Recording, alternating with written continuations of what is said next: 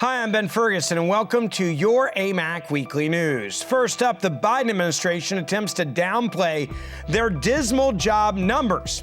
Up next, the Biden administration has completely turned its back on our greatest ally in the Middle East in favor of countries that actually support terrorism.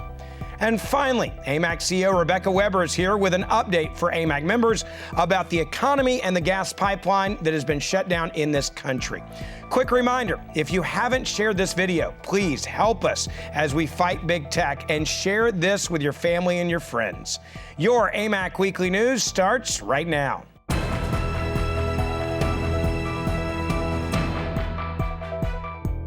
So the Biden administration is becoming famous for its solution to pretty much every problem. Just throw money at the problem and somehow that's just going to fix everything. That is the way the administration has approached unemployment, and it's becoming a major issue. Now coming back to bite them. April's unemployment numbers shocked everyone, including the mainstream media and economists. In fact, they were so bad that in announcing the numbers, a CNBC anchor had to read it twice to make sure that he had actually read the numbers correctly. That's how bad it was. Take a look. It looks like 266,000. It looks like it was a big disappointment at 266, but maybe I have that wrong. Let me double check the Bureau website here. 1 second. Yes, 266 is correct. Unemployment little change to 6.1%. So we have some issues here. 266,000. Long-term unemployed. Big revision. Now imagine being the Biden administration. You just convinced Americans to spend $1.9 trillion on a stimulus package. Much of that money, by the way, did not go, obviously, to stimulate the economy. The jobs numbers are actually proof of that. And then imagine you're supposed to have an unemployment rate that goes down, but instead it goes up, and you only add 266,000 new jobs. Now, let's compare that to the 1 million jobs that were expected by not only the White House, but economists for the month of April. So this led many to question why the numbers were just so bad.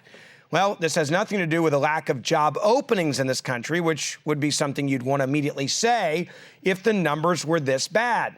The problem is there's now a record 8.1 million jobs that are open in this country for people to fill.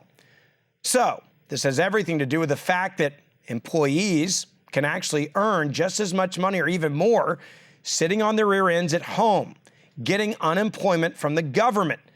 Why are they doing it? Because they can make as much money as actually going to work. The problem's pretty obvious. The government has now actually gone into competition with the private sector.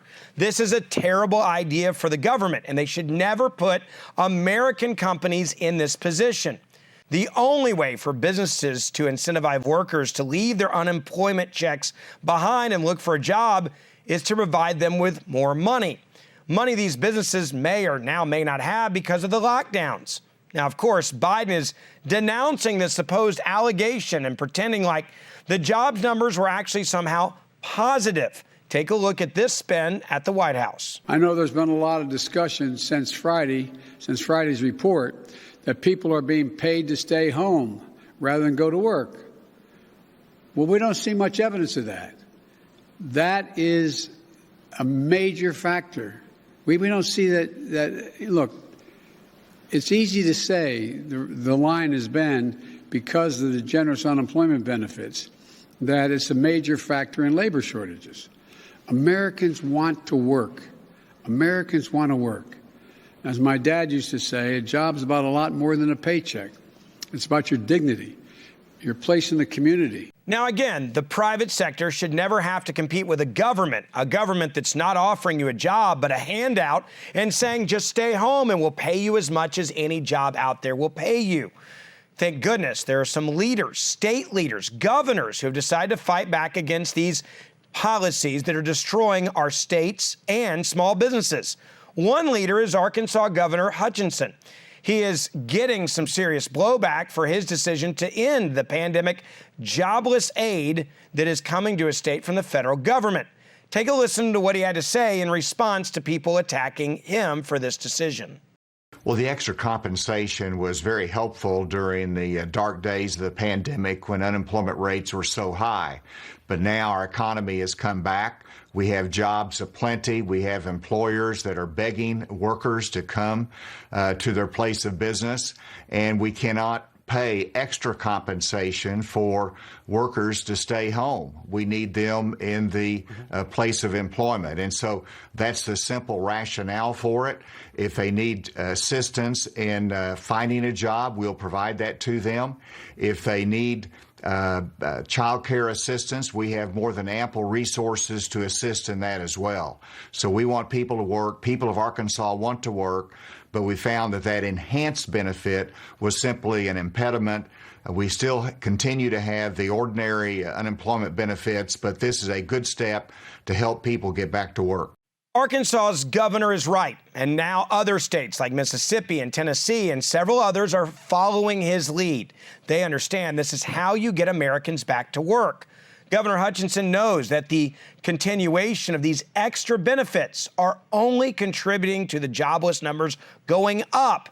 The jobs are out there, and we know that. All you have to do is visit a fast food restaurant or gas station, and you will see signs and flyers where businesses are begging people to apply for a job. In fact, one Florida McDonald's went so far as to offer $50 to anyone who just comes and interviews for a job because they're so desperate for employees. An economy cannot work when the private sector is having to compete with government unemployment checks for workers to not work. It's time for more states to stand up like Arkansas, Tennessee, and Mississippi so we can get our country back to work again now. Well, if the Biden administration wasn't already destroying our country, the latest move might just put the nail in the coffin. This administration is putting one of our biggest allies in the direct line of fire, and they refuse to do anything about it. Lawmakers are condemning the Biden administration's actions with regard to one of our staunchest allies in the Middle East, Israel. And Israel is facing a mountain of rocket attacks from terrorist organizations that are right across the border. Not only that, but they're also facing attacks from within their own country. U.S. Representative Mike Waltz perfectly laid out why the administration's plan to simply throw money at Palestine with no strings attached is only actually making things worse and helping the terrorists attack Israel. So they've already agreed to give hundreds of millions of dollars to the Palestinian Authority without any conditions, without a denouncing of terrorism and Hamas in the West Bank, without changing what's being taught in its school curriculum, which basically teaches Palestinian kids that Israel is evil, and importantly, without changing the governing situation on the ground. There's just endemic corruption within the Palestinian government that is a real disservice to its people, yet American taxpayer dollars are going to flow back into that situation. And meanwhile, the administration has distanced itself from Netanyahu and from our greatest ally in the region, Israel, and has begun peace talks with its greatest enemies. Not peace talks necessarily, but negotiations with Iran and moving back into the Iran deal, which the Israeli government is steadfastly against. If you want to know just how bad it is in Israel at the hands of Hamas and other terrorist groups attacking them, in just a 24-hour period, more than 300 rockets were fired from Gaza into Israel. And then over the next 72 hours, more than 1,000 rockets had been shot into Israel. These rockets did not have any direct destination, just trying to go after mass carnage, kill anyone they could that is Jewish. I want you to take a look at this video from Monday of children and their mothers in Israel scrambling for shelter as rocket sirens went off.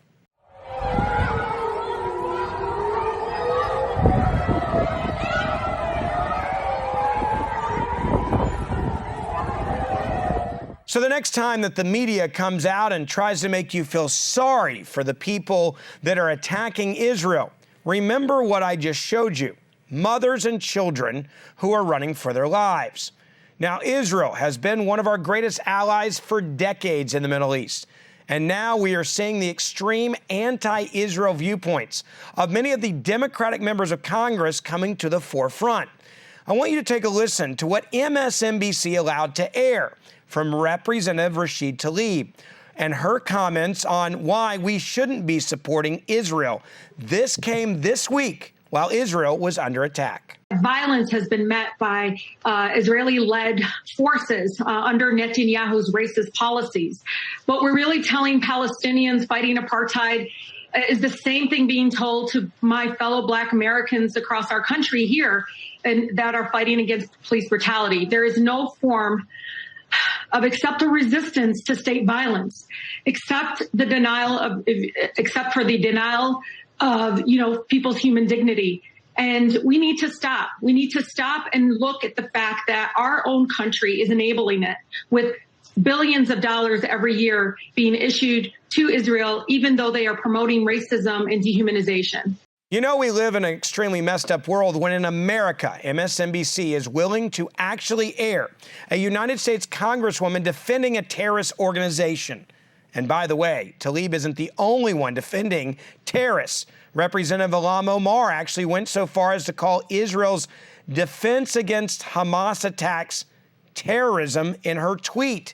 She said, quote, Israeli airstrikes killing civilians in Gaza is an act of terrorism. Palestinians deserve protection.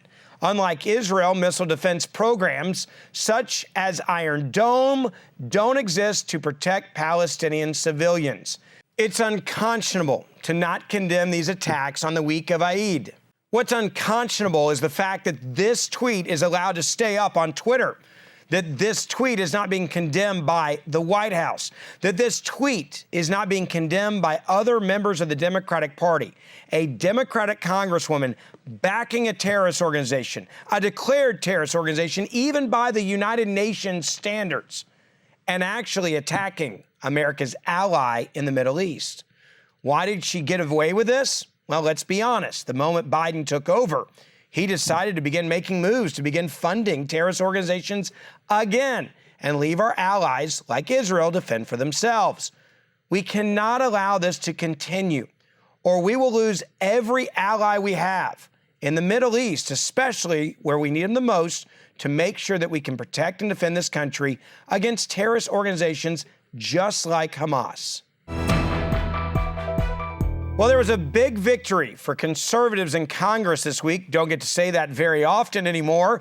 And we have a major problem with energy independence. Joining me now to talk about these two very important issues is AMAC CEO Rebecca Weber. Rebecca, I appreciate you coming on. Let's talk about this news, which I would argue is long overdue, and getting rid of Liz Cheney as the #3 most powerful Republican in Congress. She is furious that she lost her job and came out afterwards saying she will do everything in her power to make sure that Donald Trump never sees the Oval Office for the rest of his life. She has gone to war with the Republicans. The Republicans have said, at least the Trump Republicans, we're done with you. I think this was sending a huge message to the rhinos in D.C. Just because Donald Trump's gone doesn't mean the party that he created is going to disappear at all. Your thoughts? Yeah, I mean, this is a typical example of cutting your nose to spite your face. You know, Ben, how she couldn't understand and remember that 75 million or perhaps more people voted for Donald Trump. And if you look at even AMAC membership, we've got 2.3 million members. 95% of those people voted Donald Trump as their man of the year. So we see the real numbers. These are actual statistics. The American people liked his policies. He did so much good stuff. And so for her to push back against that is really not doing her job. So I think that this is a victory. I think it's good in the end. I think that Lindsey Graham, he said it right when he said, without Donald Trump, there is no GOP leadership. He is truly still in the lead. Whether or not he runs for president, we don't know, but I think he's got a lot of influence. We see what just happened in Virginia with Youngkin winning the primary for governor. Absolutely. We saw that Trump had influence there. So Trump's policies were good. The policies that we're seeing come out of the left so bad, and the American people aren't stupid. You know, Bill Clinton, after he left the White House, was still very much a kingmaker. Where he went and who he endorsed usually had great results. And there were people saying, oh, he's toxic. Oh, you got to run away from him because of all the scandals. But still within the Democratic Party, people loved Bill Clinton and loved to watch him work a room. And that is exactly what you have seen from Donald Trump. When Donald Trump shows up, people listen, and they want to hear what he has to say. And I think the midterm elections coming up, it is very clear that Kevin McCarthy was sending a message that if you're a Republican candidate and you want to win, you better be a Trump conservative and not one of these Mitt Romney, Liz Cheney conservatives, because the Republican voters in primaries are still with Donald Trump. They are not with Mitt Romney or the rhinos or the swamp of D.C.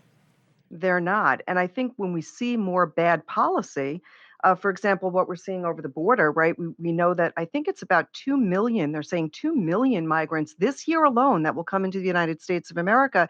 People are beginning to recognize the sharp contrast between Biden's policies and the Trump policies that were working.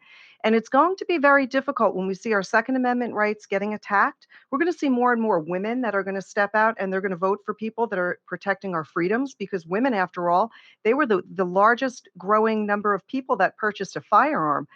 People want safe schools. They want their schools open. Absolutely. Enough is enough. And yeah, we can identify these rhinos. We can pick them right out. And that's exactly what she was. I want to talk about another issue that is a shocker, and that is it only took 100 days for Joe Biden to destroy the energy independence which we had in this country. The White House flat out just tone deaf and lying, saying that there's no lines at the gas pumps, there's no real issues or shortages, when we're seeing multiple states now that have declared state of emergencies because of this pipeline that has been shut down because of the cyber attack. It also goes back to energy independence with the Keystone Pipeline. And what Democrats have been able to do is destroy our energy independence. And now we're seeing the fruits of their labor in just 100 days. Americans should be outraged that we're even in this position. You know, I was just speaking with Martha Bonetta, and she rattled off some statistics, Ben. She told me that the cost of things like cotton, the cost of energy, the cost of food is skyrocketing across America. People that are barely making it, working very, very hard, they're seeing the cost of services, the price of goods increase. And this is all a direct result of Biden's bad policies. I'm going down to North Carolina this weekend, and I know I'm going to have to gas up. And then what you hear, right? What you hear from them, which really gets under my skin, is they say, well, maybe we should be driving electric. You know, after all, this is a great example of why we should move completely away from oil and energy, independence in that area. So it's just, we're not stupid. I keep saying it. NAMAC members, they know exactly what's happening. I pray that we are going to see a whole wave of red across a lot of these blue states, and we'll see, hopefully taking over the House and the Senate. That's my hope in 2022. There's certain issues that are not political to people. And when you're in line at a gas pump and you can't find gas, that's a non-political issue. And if you don't believe me, just ask Jimmy Carter how it worked out for him, long gas lines and no gas at the pump in the late 1970s. I appreciate you coming on today. AMAC has a great CEO in Rebecca Weber, and it's always an honor to have you with us. Thanks so much. Thank you, Ben.